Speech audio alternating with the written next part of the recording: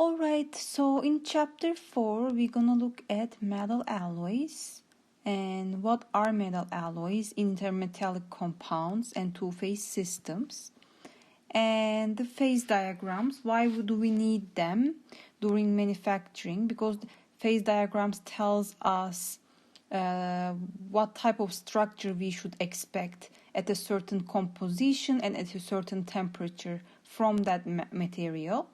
And an important phase diagram, which is iron carbon phase diagram, and we're gonna look at it and look at what type of alloys we can obtain by changing the composition and the temperature. And heat treatment, why do we need heat treatment of materials during manufacturing? We're gonna learn about that.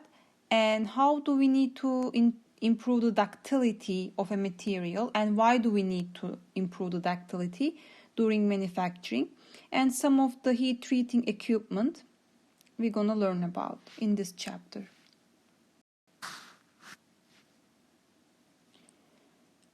So the properties and the behavior of metals and their alloys during manufacturing and also during their service life depend on their composition, structure, their processing history. And their processing history means the most important one, heat treatment that they are subjected to.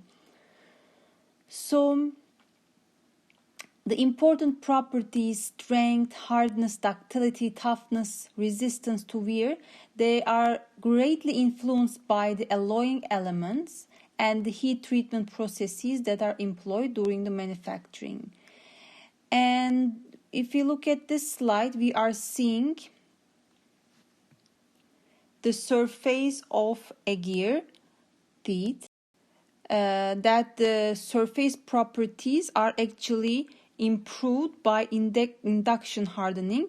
As you can see, there is another layer of coating on the surface which improves the hardness of the material. So in this chapter we're gonna see those type of surface treatments that can be used to improve the surface characteristics of the materials. So what is the importance of heat treatment? Heat treatment is usually employed during manufacturing. That once we can, with the heat treatment, we can improve formability, machining, and we can increase the strength and hardness to improve tool and die performance. So if you look at manufacturing, you are not only concentrated on actually shaping the material itself, because the parts that you are using in the manufacturing, like tools and dies, those are also important, right? And those are also need to last longer, and they are exposed to harsh conditions like high temperatures, a lot of friction and creep, and those type of exposures to extreme environments. Basically during manufacturing we need to be careful about choosing the right materials when we are gonna use them for a tool or a die during the manufacturing. So this slide is showing us basically the outline of topics we're gonna cover in this chapter. First, why do we need alloying elements to be added to the pure metals? We're gonna see what type of alloys there are, and of course based on the formation of alloys, these alloys will be characterized with phase diagrams and classified as like solid solutions, different type of solid solutions we're gonna see. And alloys, when we say alloys, we divide them into two, like ferrous alloys and non-ferrous alloys. And ferrous alloys is the main component is iron and added elements into it, right? And non-ferrous alloys and stainless steels, those are non-ferrous are like aluminum alloy, copper alloys other than iron, and stainless steel is a certain type of basically iron alloy, that the carbon ratio is to a certain number, like up to 2% carbon. And the heat treatments that are applied to ferrous alloys different than non-ferrous alloys. As we can see, there are different types of heat treatments like quenching, annealing, tempering, normalizing. And why do we need to do those during manufacturing, right?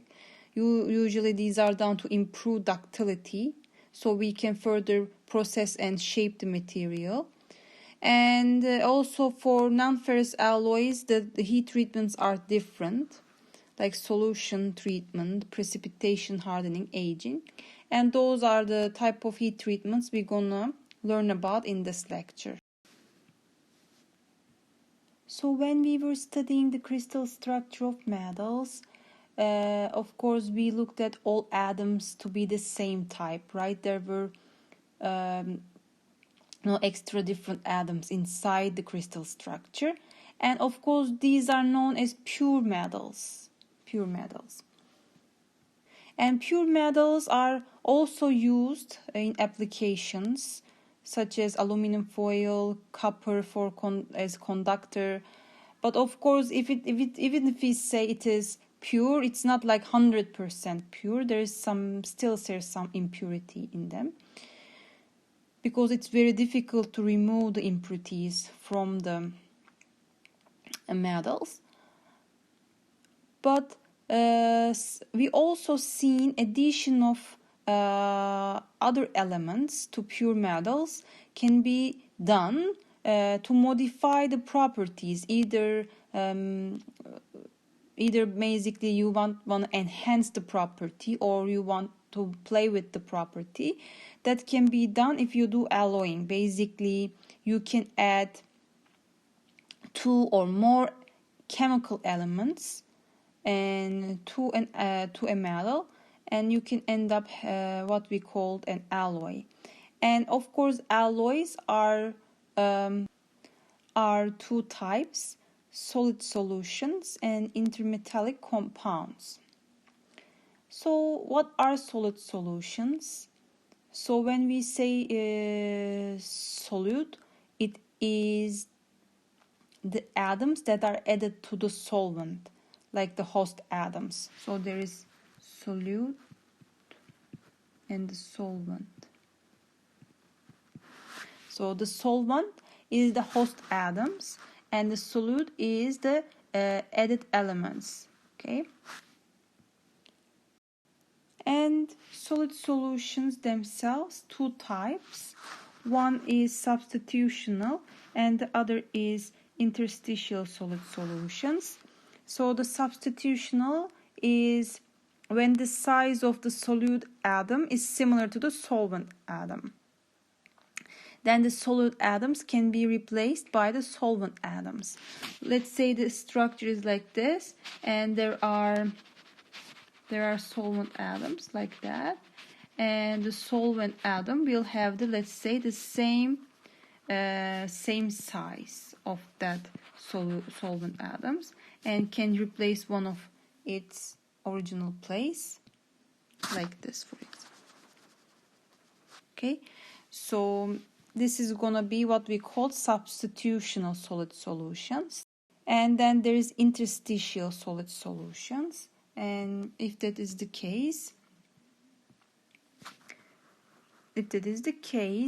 usually this is where the solute atom is much smaller than the solvent atom, and then there are interstitial sites in a crystal structure. If you guys remember, those interstitial sites are in between the atoms packed in a certain arrangement, right? FCC, BCC, and within those packing there are empty regions, and those empty regions can be filled with other atoms. Okay, so for example, let's say these are iron in the structure, and carbon can fit into small carbon atom can fit into interstitial sites, and that is when we call the interstitial solid solution. An example to that is steel. Carbon getting into the interstitial sides of iron atoms. So this is very important because we can control the ratio of iron and carbon, and we can generate different alloys of iron and with wide range of properties and applications. Intermetallic compounds, as the name implies, these are compounds, meaning the atoms react with each other or exist in the structure with a certain ratio, such as titanium 3 aluminum, or this is also called as aluminides of titanium or aluminides of nickel. So basically 3 nickel atom needs to react with 1 aluminum to form this compound. So compounds are elements that are in specific proportions, okay, like that I tell you, and that is when we call these intermetallic compounds. So intermetallic compounds, they are strong, hard and brittle. What about two-phase systems? So alloys can consist of 2 or more phases. What is a phase? It is a physically distinct, homogeneous portion in a material. And each phase has its own characteristics and properties. So think about sand and water. It's a two-phase system, 2 different components, and 2 of them have their own distinct properties, structures and characteristics, right? So water being one phase and the sand particles being another. One such example is when the lead is added to copper, and when it is in molten state, and then when they solidify this alloy, the structure will consist of 2 phases. And when you look at under microscope, like the A here represented, illustrated, like you can see the grain boundaries, and where is the lead, where is the copper, right? So we see a white region on the background right here, right? These are white regions. Those white regions are lead dissolved in the copper, forming the solid solution, okay?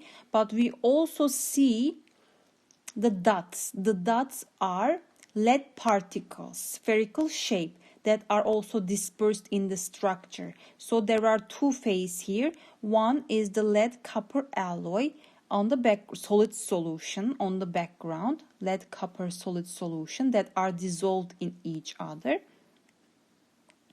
And the tiny dots are basically lead particles. Those are the other phase. So 2 phase, okay? This type of alloying with finely dispersed particles, like we are seeing at figure 4.3a. This is important because those are finely dispersed particles, lead particles in the solid solution of copper and lead. So these are done to improve the properties, strength of the material. Because remember, those are obstacles for the dislocations, and preventing dislocation motion is a way to improve the strength of the materials. Another example of a two-phase system, we are seeing grains, but each grain is a different phase. Like there is blue and there is white. So each of those has its own characteristics, has its own properties. So this is also an example to two-phase system.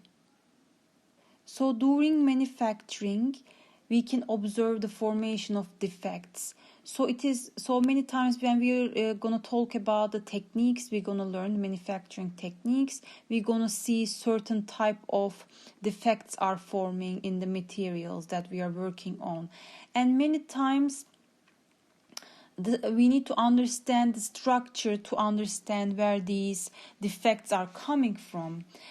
And of course, defects may develop during manufacturing, like forging, extrusions, and this is because of one of the phase might be lacking ductility. So ductility, remember how easily we can deform the material. If one phase is not ductile, then that can cause defects in the structure. One phase can be strong and the other might be more ductile, so deforming them, you might end up with defects that you might observe at the end. Okay,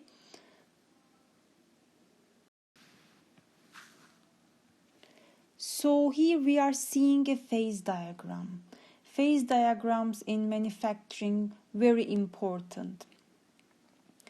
So why they are important? Because we need to understand what type of structure we should expect at a certain composition at a certain temperature, and this will help us to determine our processing parameters and tell us how we can manipulate them to actually enhance the properties at the end.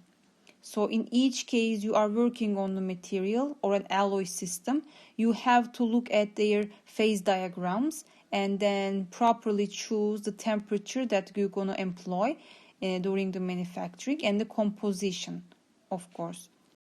So we know that pure metals, they have a very well defined melting points or freezing points, and when they solidify from a molten state, they always solidify at a constant temperature, the pure metals, right? And this is not the case when we have alloys. And alloys, when we are solidifying them from a molten state, they solidify over a range of temperatures depending on their composition. So I'm sure you guys have seen a phase diagram before, but we are seeing here a copper nickel phase diagram. It starts at this point with 0 copper, goes to 100% copper, and we start with at this side 100% nickel, 0% nickel here. Okay, so that means in this axis we have nickel. And nickel's melting point, pure nickel's melting point is here, 2651 Fahrenheit or 1455 degrees C. So in this axis we are seeing 100% copper. That means the copper's melting point is 1981 Fahrenheit. Okay. But if we have an alloy where we keep adding copper to nickel, then we have alloy and then copper nickel alloy. And here is when this is the case, what type of structures we should expect throughout different temperatures. That's what we are seeing here. So to understand this, let's choose an example alloy composition. Let's choose 50-50. Okay. So if our 50-50, our composition of copper and nickel in the structure, if we look at this, how properties are changing with temperature. At this region, if there is an alloy at this temperature, at that composition, we are expecting to have a liquid. So that means both copper and nickel dissolved in each other and they form both liquid. Okay, and what happens then if we start to cool down? If we start to cool down and reach a liquidus here temperature, that means that temperature the material will start to solidify basically until it reaches this, and this solidification will continue till it reaches the solidus temperature. Okay, solidus temperature, and this is the liquidus temperature for that alloy. So at this state, let's see this state, the structure is gonna look like this. So it is mostly liquid, okay, but what happens is the solid is gonna start to form. Okay, so if you guys remember how you were reading the composition of the liquid and the solid. Okay, so let me choose another color here. So if you are at this point, to read the liquidus composition, you need to look at the interaction between the liquidus line. So if we do a tie line and go to the intersection of this line with the solidus line is going to give us the composition of the solid. That means in the solid there's 36% of copper and 64% of nickel. But the liquidus intersection of the tie line gives you the composition of the liquid 50-50. Okay. So remember, this is not how much liquid or how much solid there are in the structure. This is the composition of the solid and the composition of the liquid. It's not how much they are there. It's not the percentage of liquid or percentage of the solid in overall structure. It is the composition in the solid and composition of the liquid. And then we continue to cooling down. Let's choose a different color here. And we continue to cool down and go to a phase range where we have liquid and solid together. So in this point, when we start cooling down, and at this point we are in a temperature range where the liquid and solid stays together.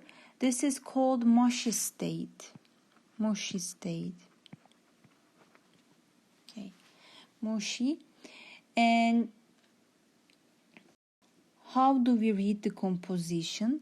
As you can see here, so these regions, they are the solids forming in.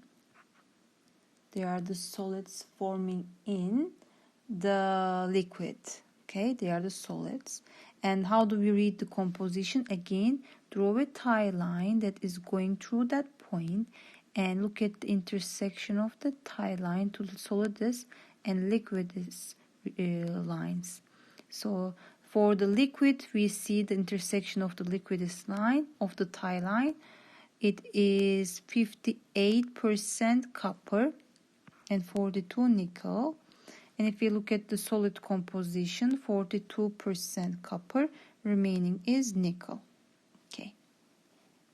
So of the same way, you can continue until here. Until here, you still have a liquid and solid mixture for that composition, this temperature.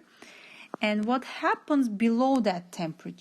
Below that temperature, of course, the material will completely solidify. Okay, it is a solid solution of copper and nickel with the same 50-50 percentage. It is solid solution and they are copper and nickel completely dissolved in each other. Okay, this is also called binary phase diagram, where nickel and copper completely dissolve in each other. And this is called binary phase diagram. They just form one solid solution, one solid phase. I should also note that these phase diagrams are derived assuming this very slow cooling rates where the system always reaches an equilibrium. So these are phases that shows us what the structure would look like if they reach thermodynamic equilibrium. Very slowly cool down. These are the structures to expect. But if we actually cool the materials very quickly with different techniques, you might not see these structures because of course structure will be different because you are not giving atoms enough time to move their equilibrium positions. So some of the structures we observe by cooling very fast rates of the molten metal are not actually predictable from the phase diagrams, and we're gonna see those phases. Okay, what are they? For example, in carbon iron phase diagram, for example, there's a structure called martensite, which is achieved with very high cooling rate, and of course this cannot be seen in the phase diagram. Phase diagrams always giving you structures. If you do very slow cooling rates, what type of structure you should expect at a certain composition and at a certain temperature. So there will be other phase diagrams like eutectics, eutectoids, and we will also see them for cast iron, steels. So there is also lever rule, which is discussed in your book also, but you should have seen it in materials engineering. It is from the phase diagrams. If we apply this rule, we are able to read how much liquid and how much solid are there. So percentages of liquid and solid, not the composition. And the composition is the red is the from the way I showed you. But with the lever rule, you can say this much percent liquid or this much percent solid are there at that composition and at that temperature. So since you guys are learned it before in materials engineering, and we don't need to discuss it here, okay? So in here we are seeing mechanical properties of copper and nickel alloy and copper and zinc alloy, and how properties of copper changes with the addition of nickel and zinc. So properties like tensile strength, yield strength, hardness, percent elongation means ductility. As you can see, the curves of zinc is shorter because there is a solubility limit of zinc in copper. It is 40%. Think about like there is a limit of how much you can dissolve sugar in water, right? There is at some point it will not dissolve anymore. It will reach saturation. And therefore for zinc in copper there is a solubility limit and it is 40%. That's why the zinc curves are short. We are seeing that for nickel, for example, there is an optimum range, maximum strength that the material can reach is at a certain composition of nickel. And this is the optimal percentage which the nickel gives the strength to max strength to copper, and it follows the same behavior with other properties like yield strength, hardness, and ductility. And of course in both the zinc addition of zinc and nickel to the copper, the achieved improvements in properties are due to pinning, meaning blocking of dislocation, stopping the dislocation at their movements, at their place, so they cannot move truly from in the structure, preventing the formability, preventing the ductility, but of course increasing the strength of the material. So as always I said, if you stop the dislocations, if you stop the move freely in the structure, you are increasing the strength of the material, and this is achieved by addition of nickel and zinc to the structure. So with some certain alloys, some addition of certain elements, for example, in zinc you are seeing, you can achieve both increase in the strength and also in ductility.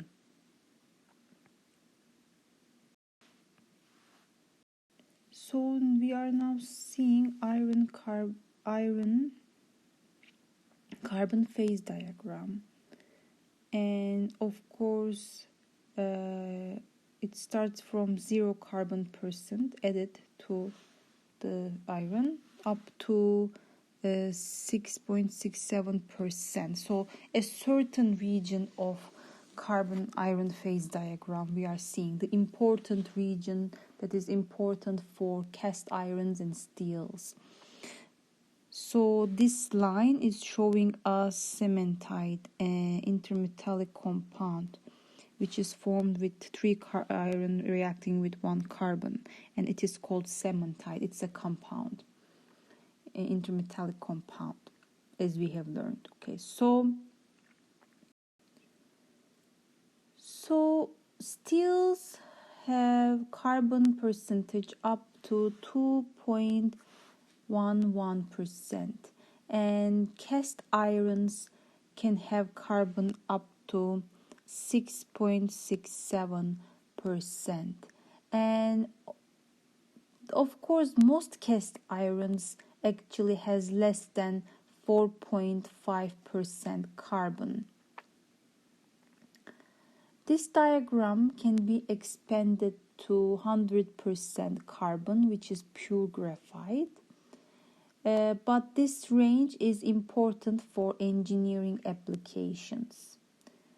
Okay, so what we are seeing here, when we look at 0% carbon line here, we are seeing the pure iron, which melts at 1538 degrees C. As iron cools down, we first start to see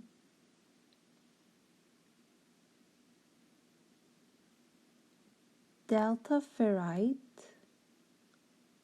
here, and then gamma austenite, and then alpha ferrite, this region here. So alpha ferrite is a solid solution of iron and carbon in a BCC iron. So alpha is BCC iron.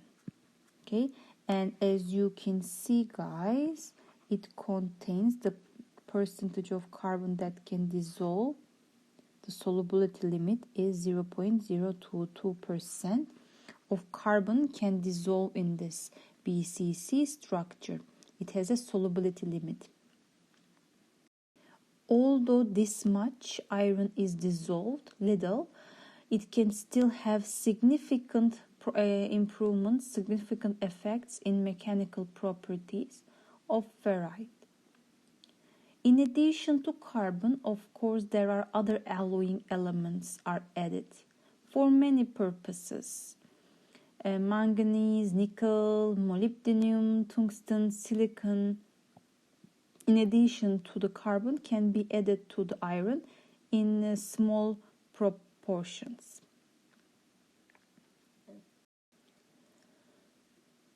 So when the temperature changes, as you can see, iron undergoes a polymorphic transformation. When there is the gamma iron, austenite, the FBCC goes into an FCC structure. Okay, so when we have FCC structure, the solubility limit of carbon in the iron increases to 2.11%. Okay, at this temperature, of course, 1148, it reaches the maximum solubility. And of course, we talked about cementite. It is an iron carbide compound. It is very hard and brittle compound, and of course can have significant effect on the final properties and the manufacturing properties of the material. So here we are seeing the structure of austenite, ferrite and martensite. So in austenite we said it is FCC structure, and that's what we are seeing. And here is an interstitial site shown within the packing of FCC structure when carbon atoms are fitting in.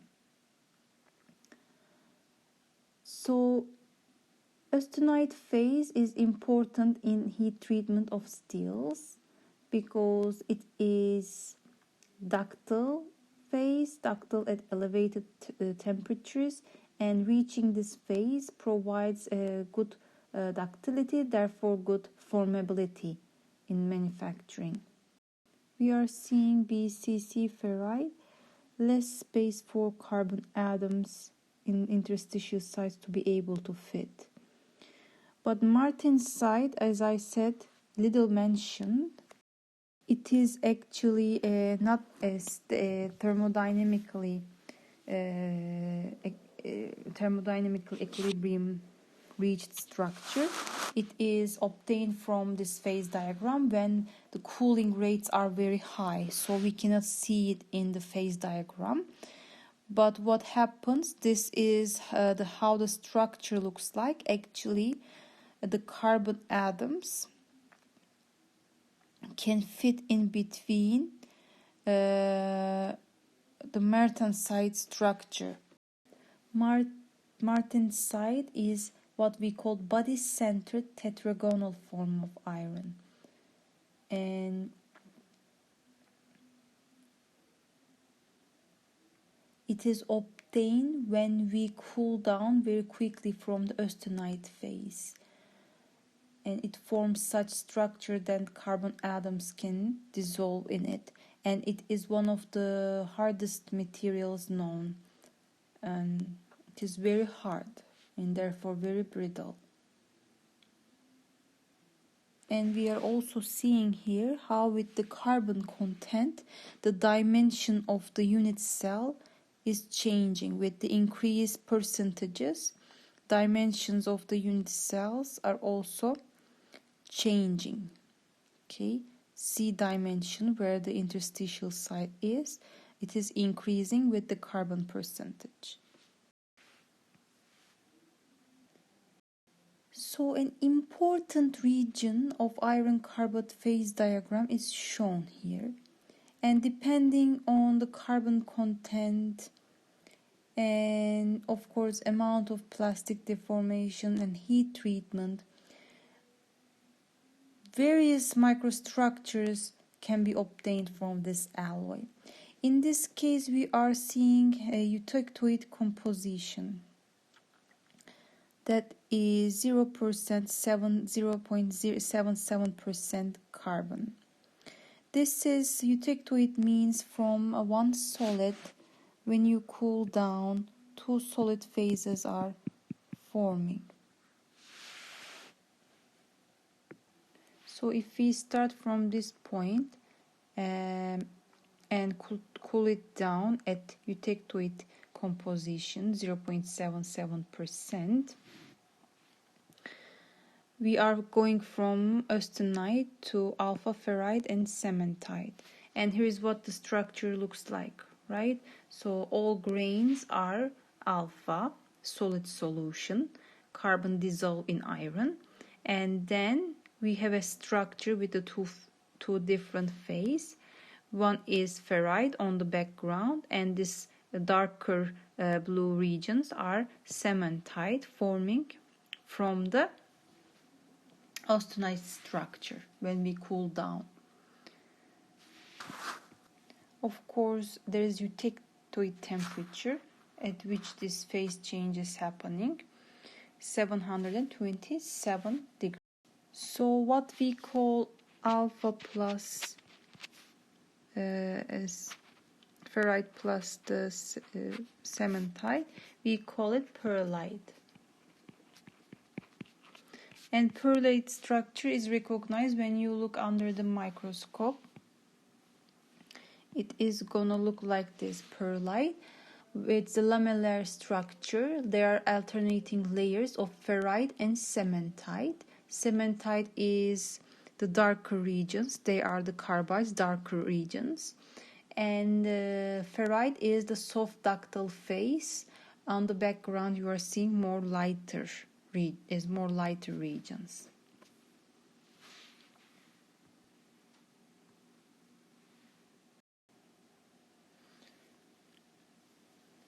So in addition to carbon, there are other elements that are added to iron. One reason is the elements are added to shift the eutectoid temperature and eutectoid composition, basically shifting phase boundaries in the phase diagrams. Either the eutectoid temperature can be lowered or raised depending on the element you are adding, and basically lowering the eutectoid temperature means increasing the austenite range, and such thing is achieved with alloying element nickel. Nickel is increasing the austenite range. As you can see, if you go back to the phase diagram, lowering the eutectoid temperature means, right, more austenite phase there is gonna be, and that's why it is called austenite former. And since nickel has FCC and austenite has FCC, therefore nickel addition favors the austenite structure. And if we look at other elements that are added, chromium and molybdenum, these are BCC metals. Therefore they are favoring the BCC structure of ferrite. Therefore they are called ferrite stabilizers, molybdenum and chromium here. Okay, so now we're gonna see different types of cast irons. Cast irons, they can be classified based on their solidification morphology from the eutectic temperature.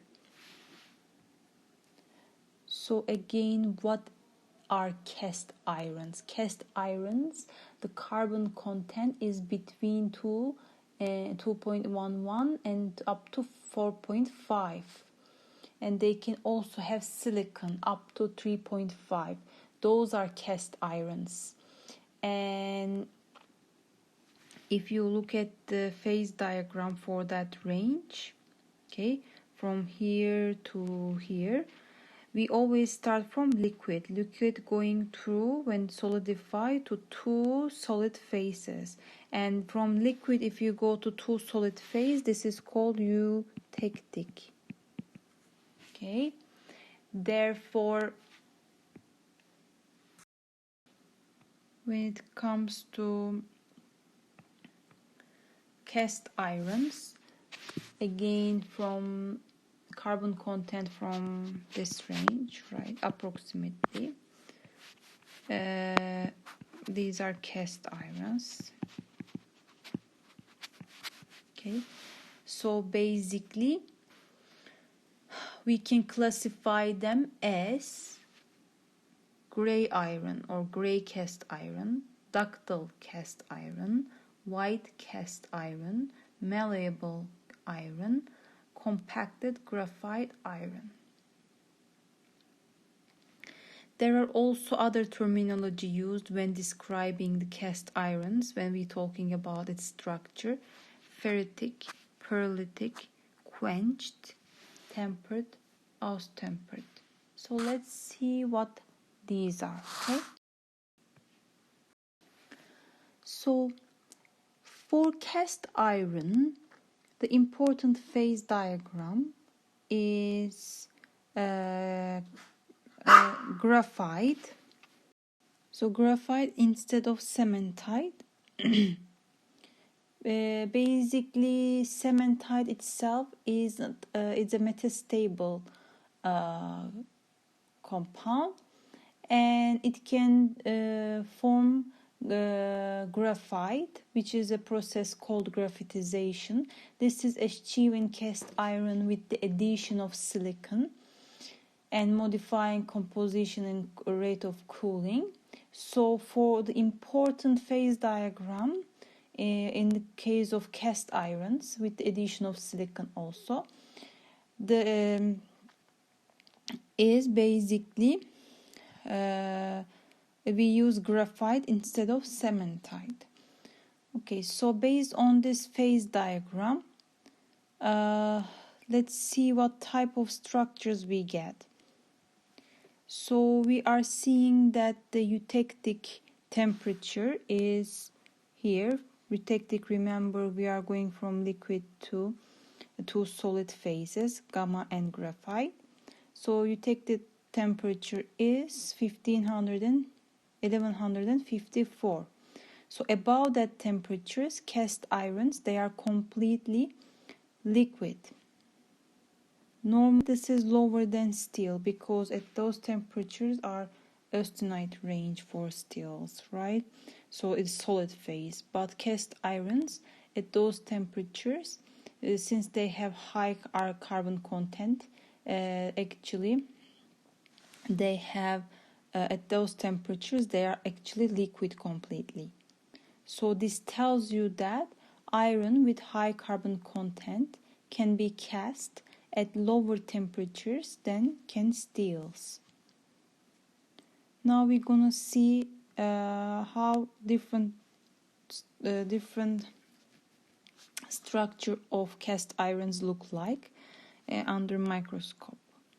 Okay, so in the exam, for example, one of these images can come and I can ask what type of cast iron is this. So when you are studying for the exam, make sure you look at the images well, with the images that I am describing, any type of image, okay? Not just microscopic images, because I can ask questions related to the images given. Alright, so let's check this out. So what type of cast irons we learned and how they look at how do we see them under microscope, how do we characterize them. So this is important, right? If you need to look at the microscope and see a structure, you should be able to tell what type of cast iron you have.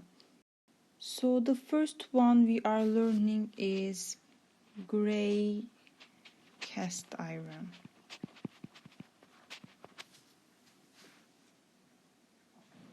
In gray cast iron, graphite exists in the form of flakes, like we see here.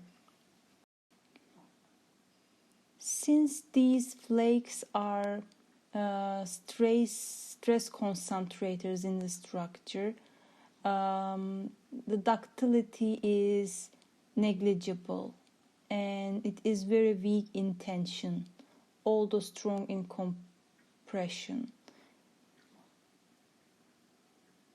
But this presence of the graphite flakes give them important property to like dampening the vibrations.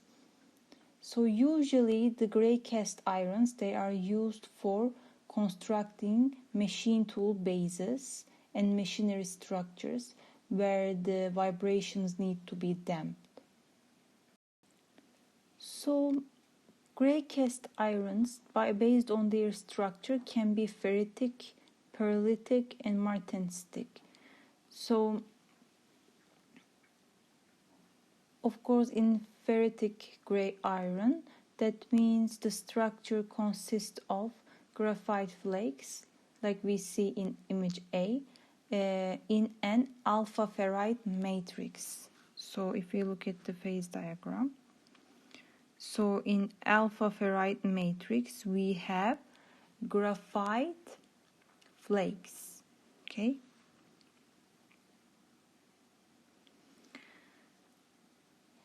And pearlitic gray iron, Of course, in this case we have matrix of pearlite, which was alpha plus cementite, with the graphite as flakes.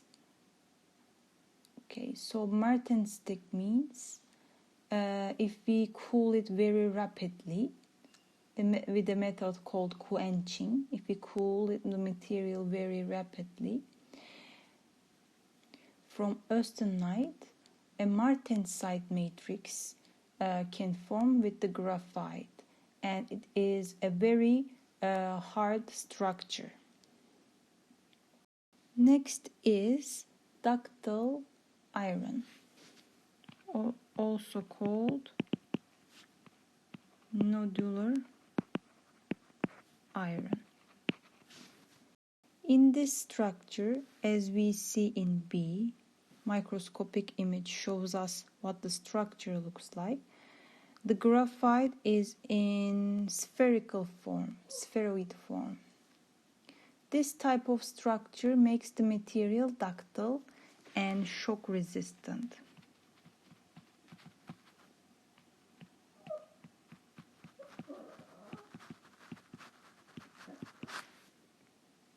So for the gray iron we said not ductile, damp, vibrations.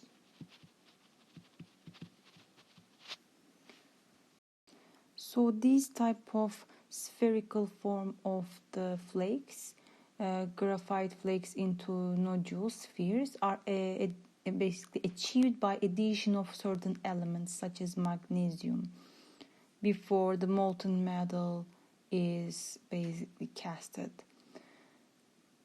So again, the structure can be ferritic, pearlitic, depending on how it's heat treated, or martensitic, also the possibility, just like the gray iron. And there is also what we learned is white cast iron. White cast iron is obtained by cooling gray iron rapidly and by keeping carbon and silicon content low. And this structure is very hard, brittle, because there are large amounts of iron carbide, cementite, instead of graphite. Another type of cast iron is malleable.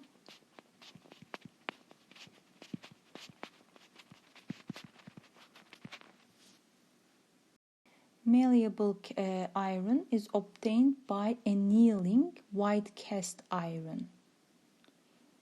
And that means they are heat treating, they are keeping the material, which was, remember, white cast iron is brittle, hard, right?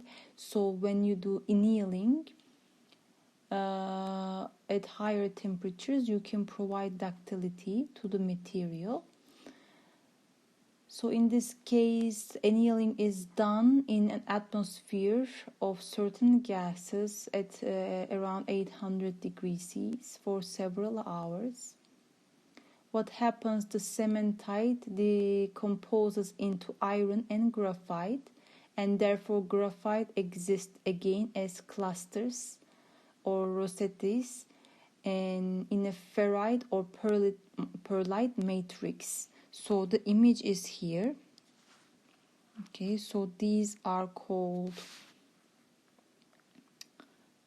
clusters of graphite or rosettes of graphite. And on the background, the white region we are seeing under microscope can be ferrite or pearlite.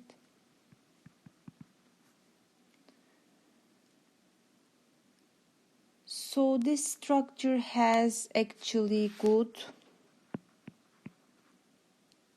ductility and good strength.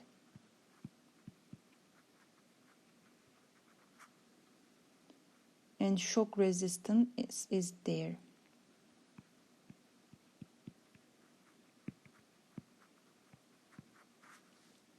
Okay. There is also compacted graphite iron.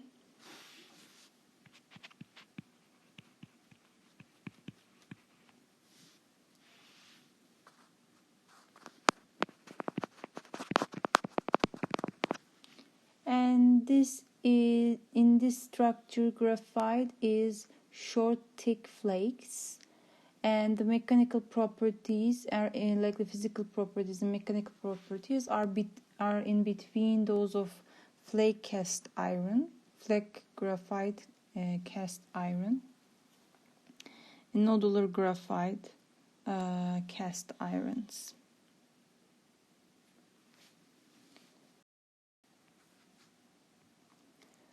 So we have seen different microstructures, and these microstructures can be modified with heat treatment. Heat treatment, when we say heat treatment, we mean control heating and cooling of alloys at various rates. And of course, this will induce phase change, phase transformation. And this can affect the properties, mechanical properties like strength, hardness, ductility, wear resistance. How the heat treatment is done and how it's affecting the structure, it will depend on the composition, microstructure, degree of prior cold work, rates of heating and cooling during the heat treatment. What structures we're gonna focus on is the structural changes in iron carbon system, because the importance of the certain structures in this system, we're gonna focus on pearlite, spherodite, bainite, martensite, and tempered martensite. And the heat treatment processes that we will see called annealing, quenching, and tempering. So we have seen what pearlite is. It is a lamellar structure, mixture of ferrite and cementite, and those lamelles can be thin and closely packed. Then we have fine pearlite structure, or they can be thick and widely spaced, giving us coarse pearlite structure. Of course, how they achieved a coarse or fine, it depends on the rate of cooling from the eutectoid temperature. So you start with austenite, and depending on how fast you cool it, you can get a fine or coarse pearlite structure. For spherodite, and when the pearlite is heated to just below the eutectoid temperature, then held at that temperature for a period of time, which is usually a day, the cementite lamelles can transform into roughly spherical shapes, and it is shown in this microscopic image. So normally if you look back, you see how the structure looks like, but then these lamelles of the ferrite and cementite with the heat treatment can be changed into spherical spherodites. In these spherodites, because they are rounded, they are not acting as stress raisers. This structure has higher toughness and lower hardness than the pearlite structure, and it can be cold work because on the background, on the matrix, we have ductile ferrite, and with the spheroidal particles not being stress concentrators for the formation of cracks, this type of formation of lamelles the pearlite structure to spheroidite type of round spherical shape cementite form. This way you can cold work on them, because there will be ductile ferrite, and with this carbide particles with this shape will prevent the initiation of cracks, unlike it is in pearlite structure. So bainite is very tiny fine microstructure of ferrite and cementite. It is similar to pearlite, because pearlite is ferrite and cementite, right? But this is a very fine microstructure, only visible with the electron microscope, and has a different morphology. This type of structure is achieved with addition of different alloying elements and higher cooling rates than pearlite. Of course, this provides strength, and it also provides ductility. Getting strong material and achieving ductility at the same time is a very good thing. Usually it is difficult to attain those type of microstructures where you achieve strength and ductility at the same time. What about martensite? And I described what martensite is. If you start with austenite, gamma iron, right, and in iron carbon phase diagram, and cool the material at a very high rate, then that FCC structure, which is accommodating carbon, transforms into a body-centered tetragonal BCT structure. So this structure is very hard, extremely brittle.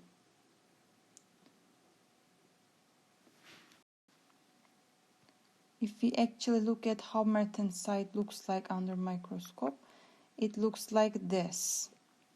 And you see, compared to ferrite and pearlite, martensite hardness is very high.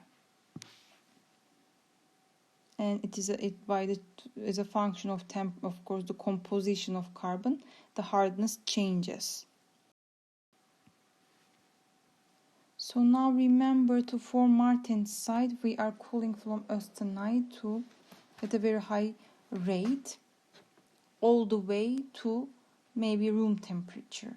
But in this case, if we don't cool it all the way, and some portion of austenite can stay in the structure, and some of it might transform to martensite. Okay, so this is what we call retained austenite. So some remains as austenite, some turns into martensite. Actually,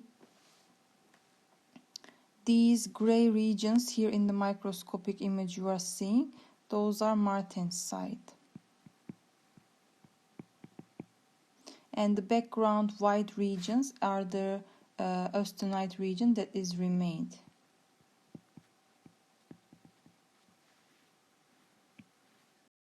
Retained austenite can cause cracking, a lower hardness and strength of the alloy. So since martensite it's very brittle, its mechanical properties are improved by a process we call tempering here, right? So this is going to be called tempered martensite. Here, tempering is a process by which hardness is reduced and toughness is increased. So what can be done if heat treated, like at around 150 to 650 degrees C? If the material is kept at those temperatures, what can happen is martensite can decompose into structures that are equilibrium structures that are shown in the phase diagrams, like the cementite and ferrite. Therefore, this decreases the hardness of the martensite, providing some ductility to the structure.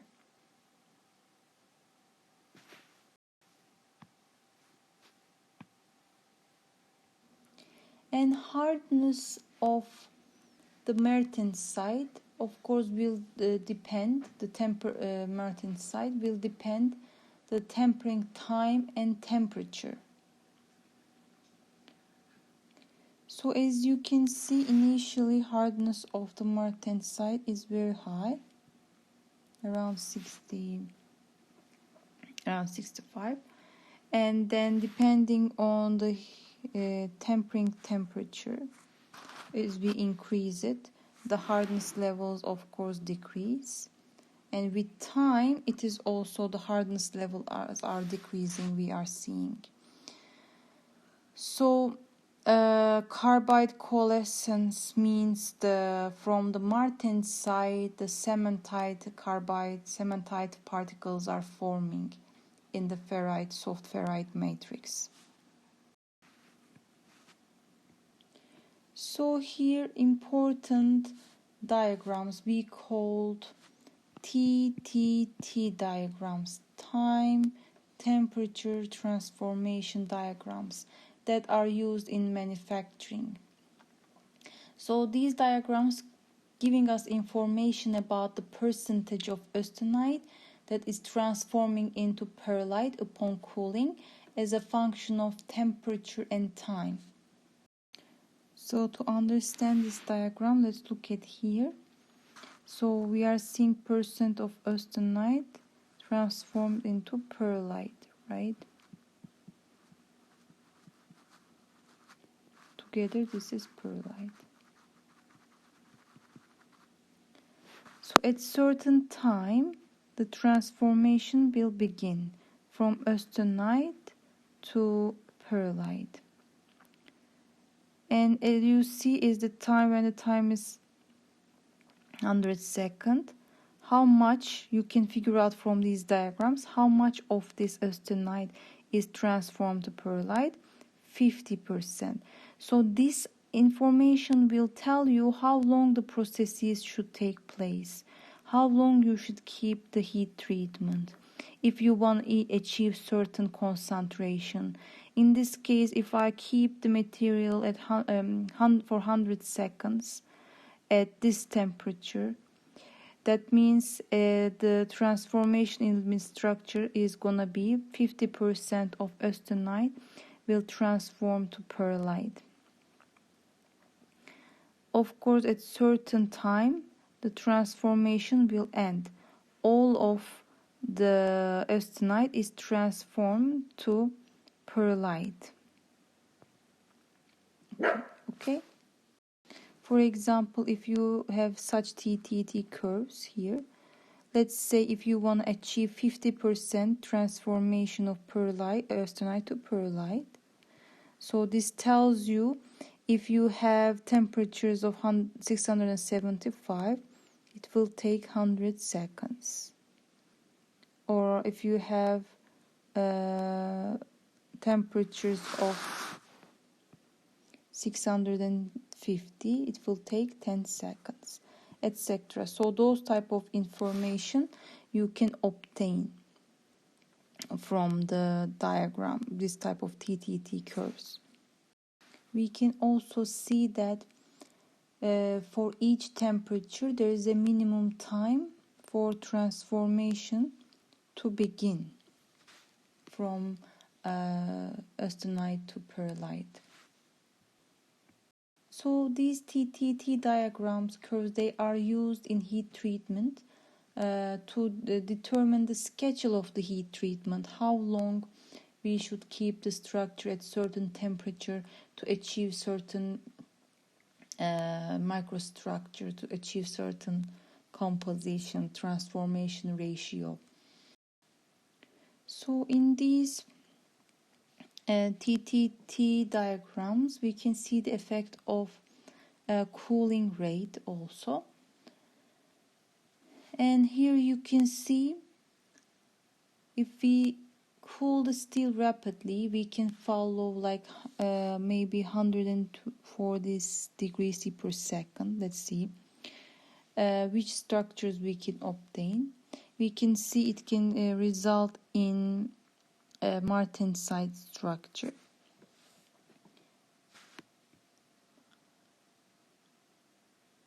On the other hand, if we cool down more slowly, for example, this is achieved with certain environments. You can cool the material down in a molten salt bath.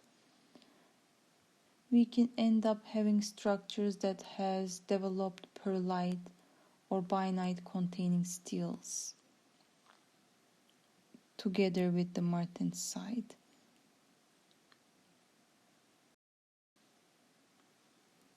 So I wouldn't worry about much of this TT diagrams or how to read them at this point. It's just that understand that it will give us information if we're doing a heat treatment. If we have to do a heat treatment, this TTT curves can give us information about how long we should keep the material, at what temperatures, if we want to achieve certain ratio of transformation in the structures.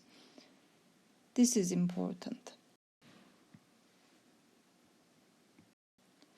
So we are seeing the differences in hardness and toughness of the various structures that are developed in this alloy. We are seeing that fine pearlite is harder than the coarse pearlite, which is expected.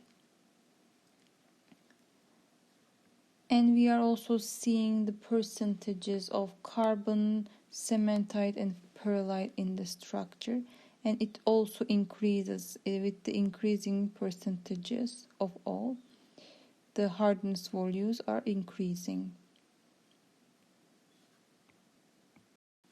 We also see how spheroidite structure less have hardness compared to ferrite and pearlite structure, and also how toughness values of spheroidite better compared to ferrite and pearlite, and it is decreasing with the increasing carbon, cementite, and pearlite content.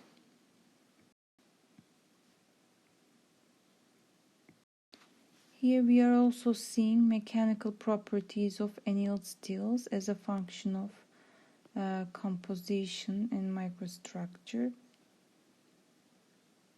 So based on the chemistry, we see different structures forming and how the hardness is changing, right? They are increasing with increasing content of carbon, cementite, and pearlite. Both the hardness and strength. Hardness and strength, they are related. And of course, with the increase of hardness, strength, ductility, toughness, and elongation is decreasing.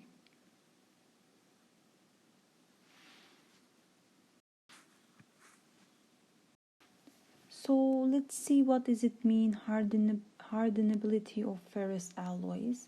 So don't confuse this with hardness, okay? So this is the capability of an alloy to be hardened by heat treatment. So it is a measure of the depth of hardness that can be obtained with heating and subsequent quenching. So it is giving you an idea about the depth of hardness that you can achieve. It is not actually the hardness property. So it will depend on the carbon content, grain size, alloying elements, and the cooling rate. And there is a test, hardenability test. This is called end quench test. So the first part is heated and form 100% austenite, and then quenched at one end. with basically water, with being direct in contact with the water. So of course, therefore, the cooling rate will change throughout the length of the bar. Of course, the rate being going to be highest at the lower end where it is in contact with water here, right? So at a zero distance from the end, the cooling rate is high. And then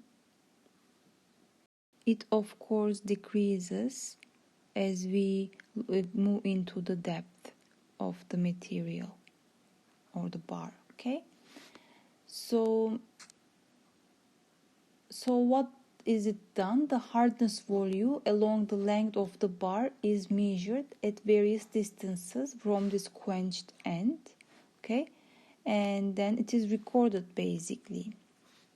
So greater the depth to which hardness increases, the greater the hardenability of the alloy.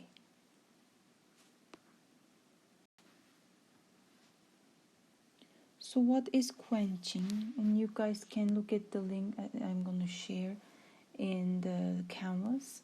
Quenching is basically you take your part that is heated from an oven, from a furnace, and just drop it into some form of liquid quenching media, which will immediately cool down the material. Of course, how fast it is cooling down the material will depend on many things.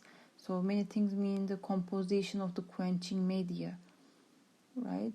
So it can be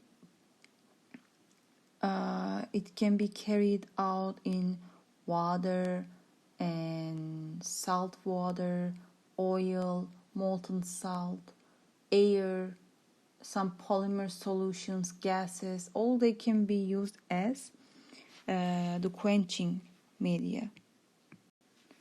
Why do we have the need to use different quenching liquids? It is because their thermal conductivity is different, specific heat is different, the heat of vaporization is different, the rate of cooling of the specimen will be different in all those different kinds of quenching medias. Agitation is also an important factor in the rate of cooling, and the more vigorous the agitation, the higher the cooling rate is.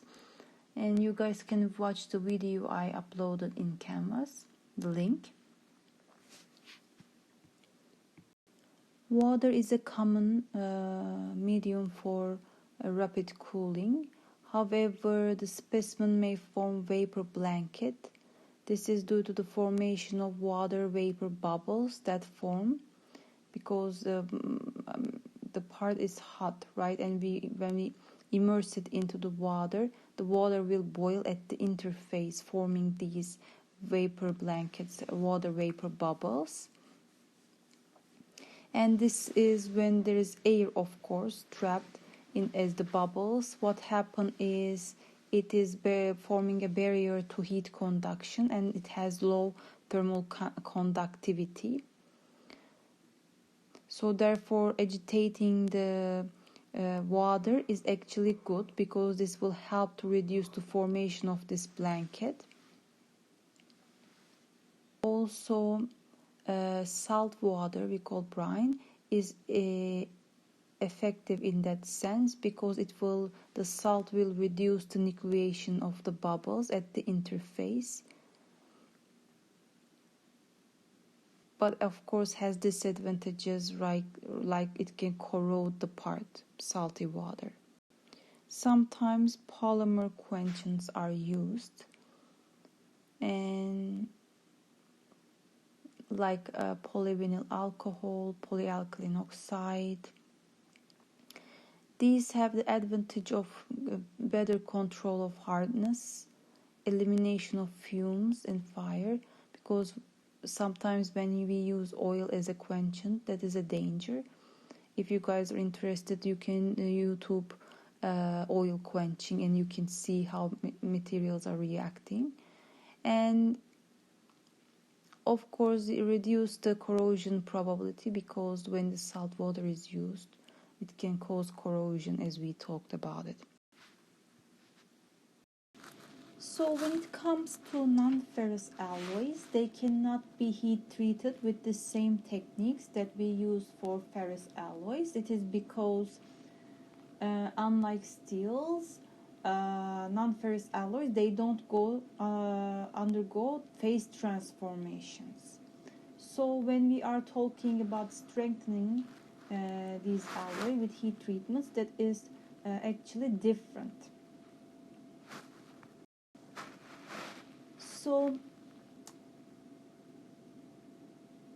usually heat treatment of aluminum alloys, copper alloys, stainless steels, and martensitic steels, these are hardened and strengthened by precipitation hardening. Okay, there is a video link in your canvas that you can watch about this to learn the procedure and how important it is.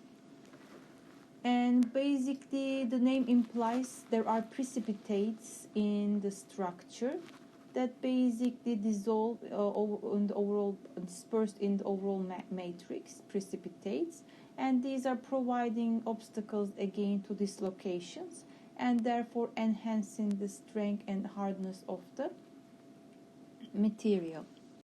And from this phase diagram of aluminum copper alloy system, and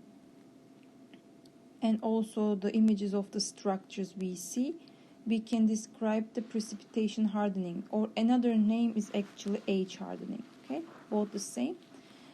Precipitation or H hardening process, how it works. Okay, it has three stages. So first, the composition is, you see, around 95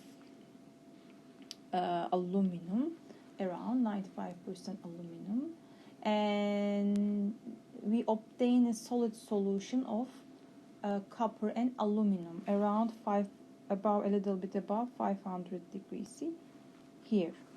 Okay, and then what we do is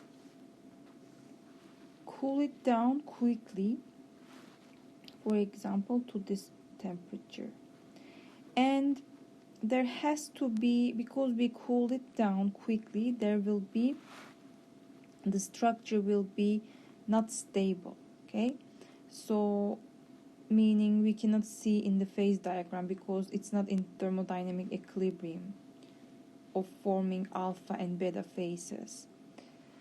So it is actually how it looks like here, the X, when we are at this stage.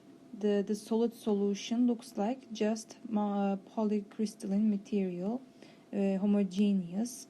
Everywhere is the same solid solution, mixture of aluminum and copper. But when we quench it, meaning cool it down very quickly, right, we don't see any change because we don't provide atoms enough time, enough energy to go into their nucleation sites. Therefore, alpha structure kind of remains. Okay, but what we do is what we call age hardening or precipitation hardening, meaning aging or keeping the material at a certain temperature for a period of time. What we do then after the quenching, increase the temperature and then wait for some time. Okay, wait for some time, and now come to structure B.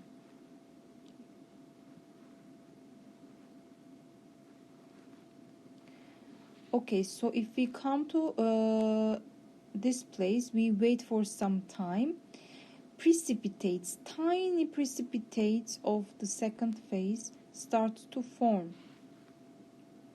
And these are gonna be, of course, dispersed throughout the structure, and they will prevent the dislocation motion, and then therefore they will be good obstacles, and then therefore they will strengthen the material and material strength and hardness, right? They will increase the strength of the material and increase the hardness also. But if you keep it at that temperature for a longer periods of time, higher temperature for a longer periods of time, you can also overage, where the precipitates actually agglomerates, and this cannot provide the same type of strengthening, because it is better to homogeneously disperse the second phase all throughout the structure to provide better obstacles to dislocations. But if you overage it, then these precipitates can agglomerate together, and lowering its effectiveness. Okay. So in general, this can be in two ways: solution treatment and precipitation hardening. And the solution treatment, when we from the alpha phase, we quickly, rapidly cool it down. Let's say quench it with in the water, and the structure can develop very quickly, like the image B here.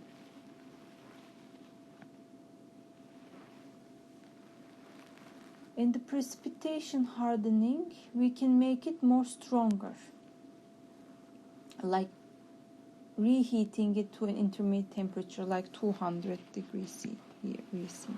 Okay, and basically enabling precipitate to form, and then holding it for a long period of time.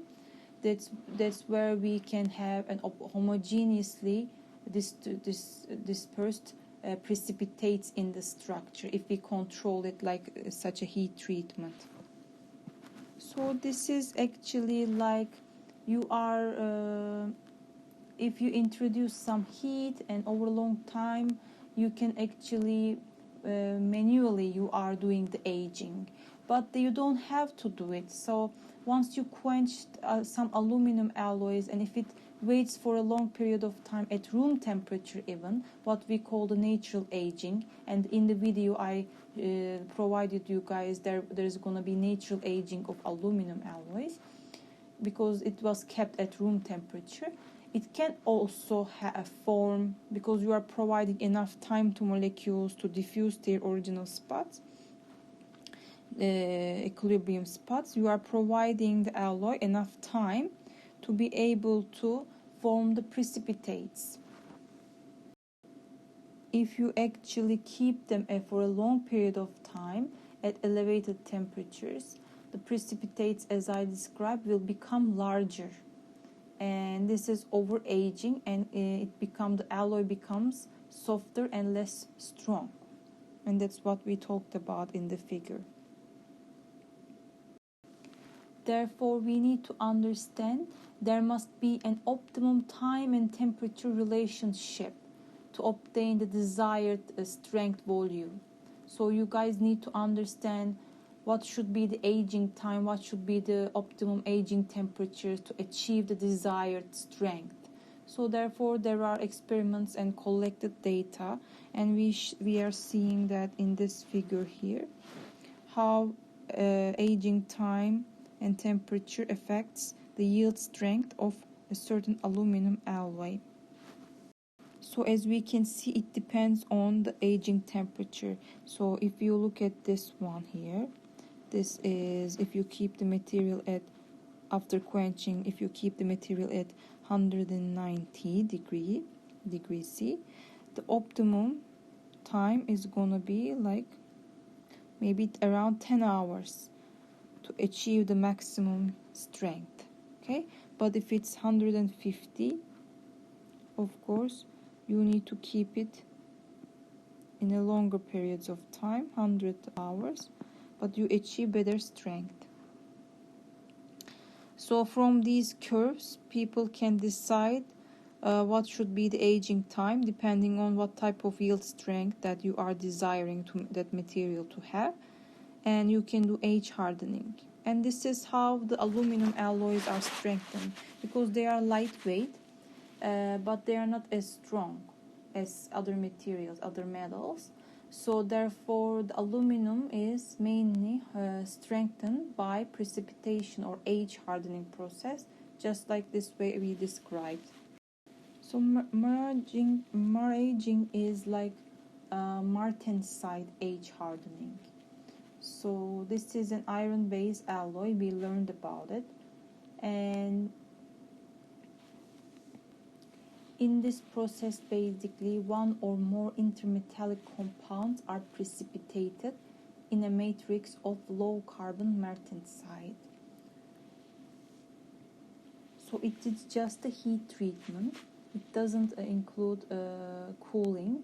It is just a heat treatment of low carbon martensite, usually at 480 degrees C, and the steel contains 18% nickel.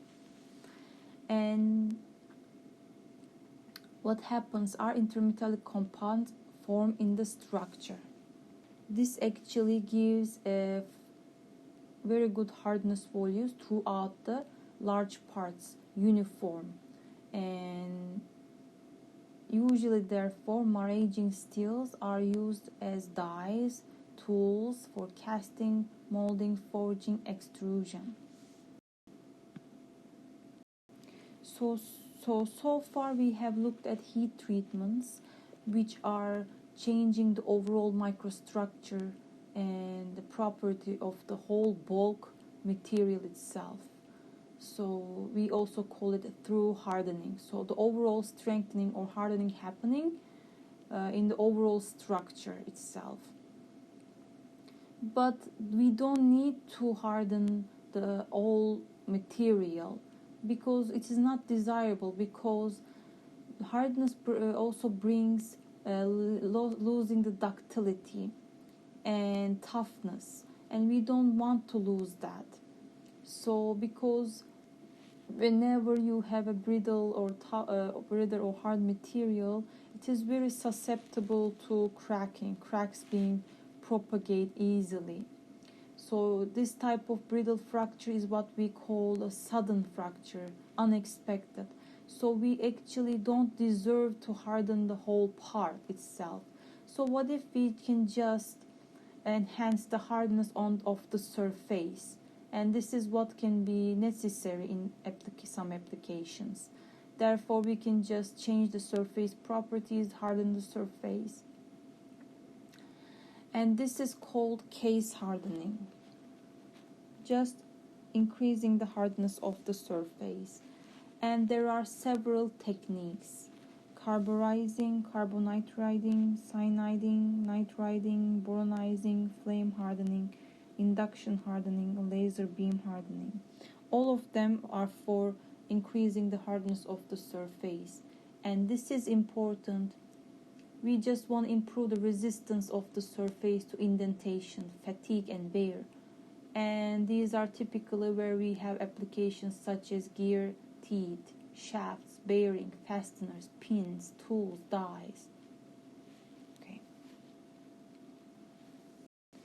In general, overall, what is happening in these hardening operations? Usually the component is heated, and there is an atmosphere in which the material is heated. These atmospheres will include atoms like carbon, nitrogen, boron, basically diffuses through the surface and modify the surface composition and microstructure, and therefore the properties of the surface is changing. Of course, if the steel has already have a high carbon content, there is no need to additionally introduce carbon environment to the material basically. To induce changes in the surface, flame can be used, induction hardening can be used, lasers and electron beams can be used. One important definition or phenomena that you guys need to know is decarburization. I briefly talked about this before, where the surface is losing carbon as a result of a heat treatment or hot working. And if the medium has oxygen, which reacts with the carbon, this can remove the carbon from the surface, which you don't want to happen. It's undesirable because it affects the hardness of the surface, hardenability of the surface. Right, it will affect the hardness, strength, hardenability, fatigue, life of steels. Therefore, decarbonization is not something desirable, and it can happen if there is oxygen in the environment, oxygen reacting with the carbon and removing the carbon from the surface. And let's briefly look at different types of heat case hardening processes. We are seeing the different types of case hardening processes are given, their typical applications, generally how it is done, here the procedure and the characteristics of the final product, and what type of element is added to the surface, and usually it is applied which type of materials, metals, and they are listed. You guys don't have to memorize any of these, okay? These are just for your future references if you guys need, but just in briefly know the name of the processing techniques, name of the case hardening techniques, and just understand what is the main reason we do that. So for carburizing, we introduce carbon to some steels. Again, for gears, piston, pins, bearings, this is used. And carbon nitriding, as the name implies, this time carbon and nitrogen is introduced to the material surface. And for bolts, nuts, and gears, cyaniding is again carbon and nitrogen. And again for some steels this is implemented. And again bolts, nuts, screws for gears to enhance the surface characteristics. In nitriding, only nitrogen is being introduced. And this is usually for tool steels. And these are the typical applications of that. Of course, boronizing, as the name implies, boron is introduced. Very hard and very resistant surfaces are achieved, tool and die steels. And there is flame hardening. Basically uses flame that uses the already have carbon inside the steel or alloys to achieve the strengthening, increasing the hardness of the surface. Or you can use induction hardening, in which the part is placed in copper induction coils and heated by high frequency current and then quenched. And flame hardening, induction hardening, they have similar general characteristics and typical applications. So some general terminology here we use when we are trying to describe heat treatment. So annealing. Annealing, it is done if we have a cold worked or some heat treated alloy to increase the ductility and reduce hardness and strength, and to modify the microstructure of an alloy. It is basically in 3 steps. You heat the workpiece to a specific temperature range, hold it for some time, and then cool it, usually in air or in a furnace. And the temperatures are chosen might be higher than metal's recrystallization temperature. Of course, it depends on how much cold work you have done on the sample.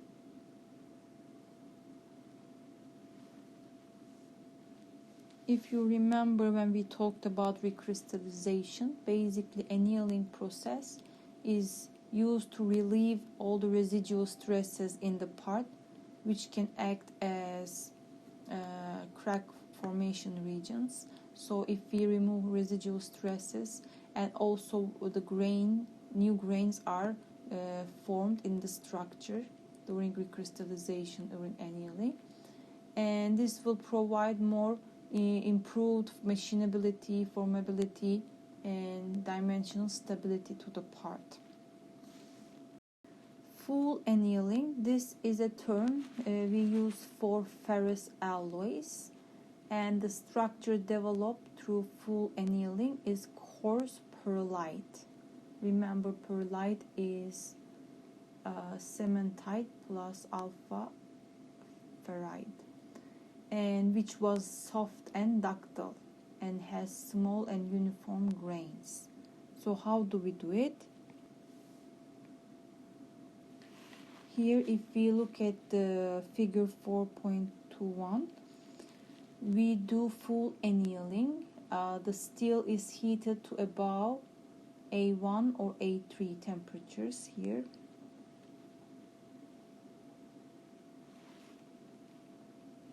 As you can see, full annealing shown by this. So above that temperatures, the material is heated in a furnace, and then the furnace is turned off. So slowly the structure of pearlite is forming in the structure when we turn off the furnace. That is full annealing. In normalizing, the part is heated to actually the temperature above A3 here. This will form the austenite. Austenite, remember, gamma iron. Okay. So it is talking about, when we say normalizing, we are talking about forming the structure to austenite. Okay. And this process results in higher strength and hardness but lower ductility when we compare it to full annealing. As you can see in this figure 4.22, when we quench the steel here, these are the hardness values we obtain, right? Different hardness values. And the normalized steels, they will have rather lower hardness values, and also compared to the full annealed steel, it is somewhat higher strength and hardness but lower in ductility compared to full annealed steel. And we also talked that when we work on the sample, this introduces stresses. So once you deform the part plastically, it will create internal stresses, and we need to relieve those stresses to be able to form, machine, and shape the part without forming any crack or any changes in the structure physically. Therefore, sometimes stress relief annealing is done just to relieve the stresses inside that are presenting in the material.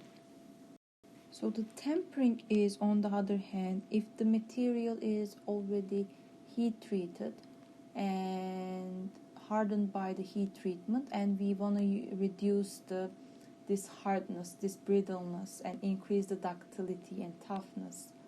If it is that case, what we do is tempering, basically. Take the heat treated steel that is already hard, and then to reduce the brittleness and hardness and increase its ductility and toughness. What we do, of course, heat the steel to a specific temperature depending on its composition, and then cool it down at a prescribed rate.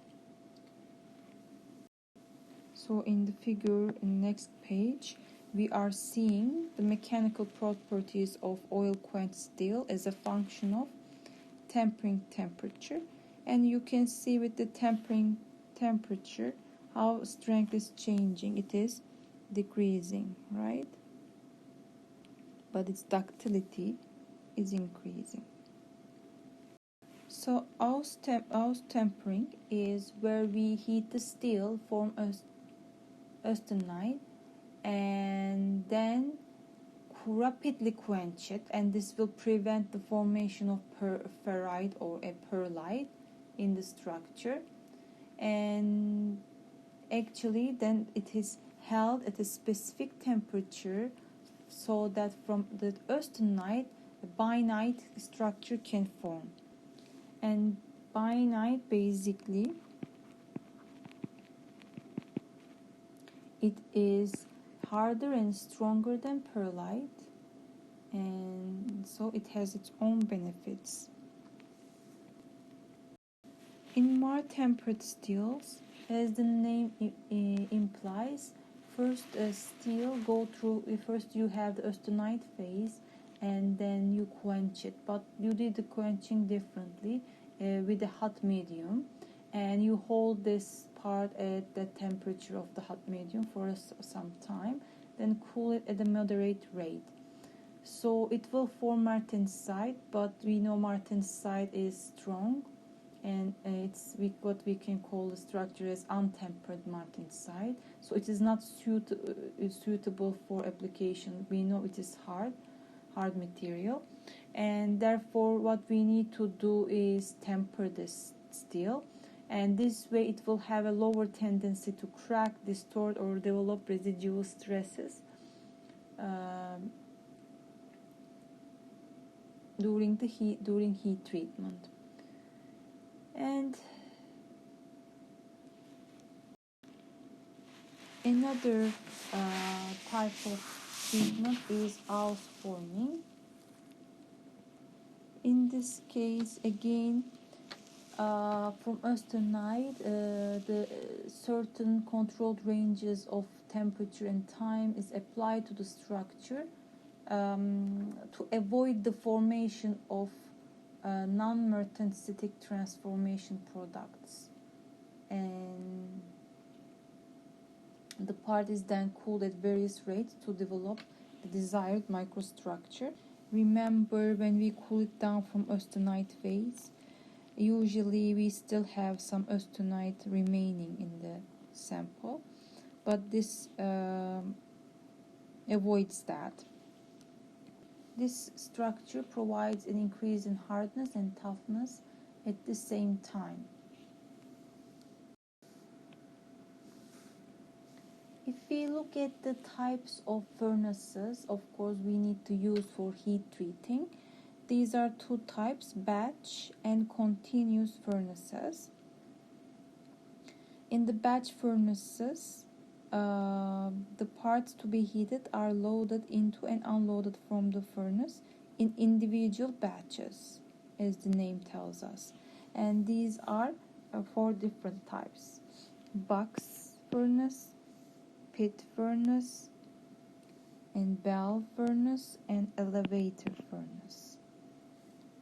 So in the box furnace, it's like a box where we put in our material that is gonna be heat treated. And pit furnace, it is under the ground. And valve furnace, the furnace is lowered to the part that is gonna be heat treated. And elevator furnace, it's a platform that is raised to the furnace itself. So these were batch. And as name implies, continuous furnace means parts that are heated continuously move through the furnace. And there are salt bath furnaces.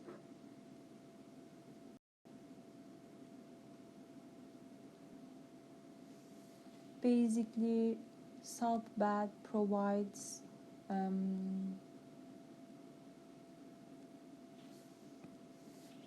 better control of the uniformity of the temperature and provides a higher thermal conductivity environment compared to that of air and gas. Therefore, that can be preferred for some applications when a uniform heat treatment is preferred. And there is also fluidized beds. This is like fine particles are flowing with a hot gas upward in a chamber, and they are suspended in the chamber basically, and the parts that are going to be heated are placed in within those floating particles. That's why it's called fluidized bath. So in induction heating, the part is heated by electromagnetic field generated by the induction coil, carrying an alternating current which induces eddy currents in the part. So from the electromagnetic field we are inducing currents in the electric currents in the part. That is of course heating the part. After heating the part with the electric current, basically, that is induced current, we can quench the part and heat the part, and then this way we can achieve the heat treatment. And you can apply this coil to the region of the part that needs to be improved surface characteristics, like improved better hardening, strengthening characteristics. You can play with it. So when it comes to furnace atmospheres, of course it has to be controlled, because we don't want to achieve oxidation of the surface, because oxidation, oxygen, if there is oxygen in the environment, and especially with the high temperatures, that can cause corrosion, rusting, and of course degrade the surface characteristics.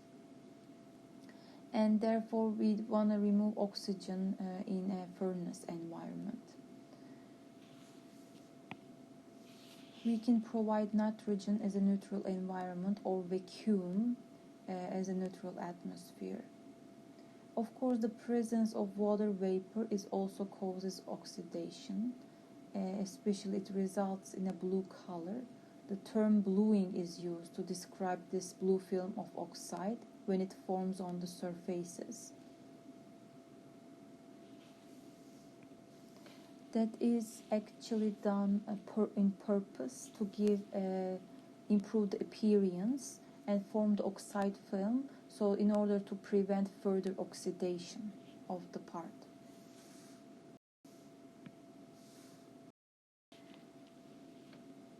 So when we are doing heat treatment, we need to be careful in certain things, because we don't want to have problems like cracking, distortion, and non-uniformity of the properties throughout the parts. So what should be careful about? Especially if the parts have complex shapes, the thickness is varying throughout the material, throughout the part. Of course, that will create non-uniformity, especially think about when you are quenching. If there are thin regions compared to the thicker regions, the heat will move much quickly those regions. And within those thick regions, the heat might remain within the part. So there will be some temperature gradients will remain within the part if the part has complex shapes. So the non-uniformity in the cooling can create thermal stresses and cause warping and cracks, right? We don't want that. And a lot of things can happen if there are stresses remain in the part that can cause, since there is stress that with the corrosive environment, that can cause stress corrosion, cracking. So we need to be very careful to think about these when we are choosing the quenching medium and heat treatment method. So sharp and internal and external corners should be avoided, because they can act as stress concentrators, and this might increase the level of stress to a point where it can cause cracking. And the part should have relatively uniform thickness if possible, and the transition between regions of different thicknesses should be smooth. Parts with holes, grooves, keyways, splines, and asymmetrical shapes may be difficult to heat treat, because as we talk, They may cause cracking during quenching since the cooling is not uniform, which can create thermal stresses in the sample. And large surfaces with thin cross sections are likely to warp. This is again because of non-uniform cooling and thermal stresses that are existing in the materials. Hot forging, hot steel mill products may have a decarburized skin, and that might not successfully respond to the heat treatment, because during the forging or milling, what can happen is they can lose their carbon due to the oxygen in the environment. Remember, this is decarburization, and therefore if the carbon is lost, the material might not respond to the heat treatment successfully if you don't introduce additional carbon environment intentionally.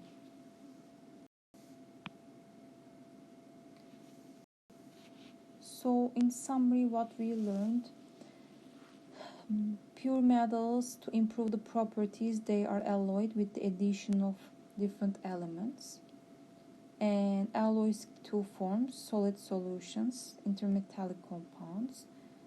And the phase diagrams are necessary to understand, to see which type of structure we should expect depending on its composition of the alloy and the temperature that we are holding the material to in.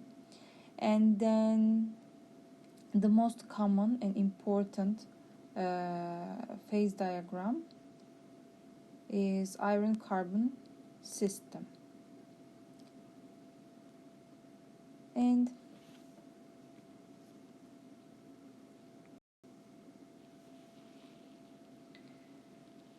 so the hardening and strengthening of metal alloys, basically we heat the alloy and then quench it in various cooling rates to achieve different structures.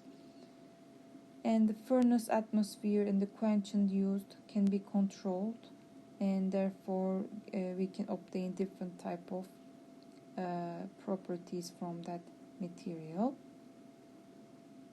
Hardenability is the capability of an alloy to be hardened. Case hardening we are doing to improve just the surface to wear resistance and fatigue. And annealing includes normalizing, stress relieving, tempering, tempering, and mar-tempering. And at the end, it all has the same purpose. They all have to want to achieve and enhance ductility and toughness of the heated parts.